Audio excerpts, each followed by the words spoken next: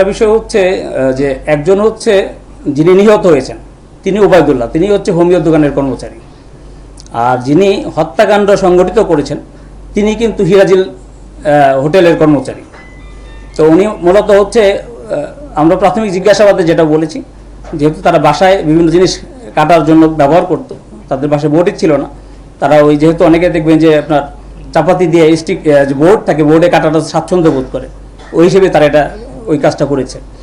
আর আরেকটা বিষয় যেটা বলেছেন হত্যাকাণ্ডের পিছনে যা কী কী এভিডেন্স আমাদের কাছে আছে, এক নম্বর এভিডেন্স হচ্ছে যে এক নম্বর বিষয় হচ্ছে যে সে যে জায়গাগুলোতে আমরা তথ্য পেয়েছি ঠিক সেই জায়গাগুলো থেকে আমরা সেই অংশগুলো আমরা পেয়েছি। কারণ সালেপুর ব্রিজ সম্পর্কে আমাদের কোনো আইডিয়াই ছিল না।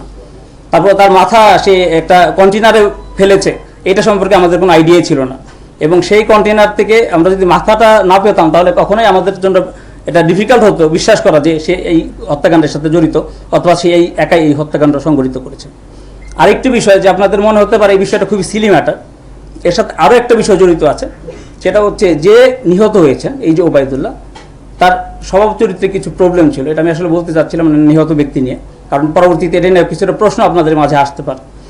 তো দেখা যাচ্ছে যে ওই বিভিন্ন সময়ে যে হত্যা করেছেন যে শাহিন, তাকে সে কিছু অনৈতিক প্রস্তাব দিতেন।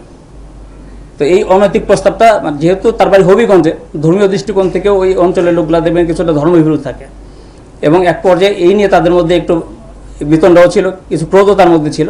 এবং যখনই রাতের বেলা ঘুমাইলে মাঝে মাঝে তার রুমে গেলে সে তাকে রুম থেকে বের করে দিত, তখন সে দরজা আটকে মাঝে মাঝে ঘুমাইত। মারার প্ল্যানটা আগে নিয়েছে সেটা এখনই বলা যাচ্ছে না, এটা তদন্তে হয়তো আরও আমরা বিষয় জানতে পারবো। আপনারা জানেন যে আমরা বিষয়টা জানতে পেরেছি 28 তারিখ, অর্থাৎ গতকাল সকালবেলা। তারপর থেকে আমরা অভিযানগুলো অব্যাহত রেখেছি, একাধিক টিম নিয়ে কাজ করছি, তাকেও আমরা জিজ্ঞাসাবাদ করছি, আরও জিজ্ঞাসাবাদের প্রয়োজন আছে এবং আমাদের আরও তথ্য প্রমাণ সংগ্রহের দরকার আছে। বিভিন্ন জায়গায় এই শরীরে এতগুলো খণ্ডিত অংশ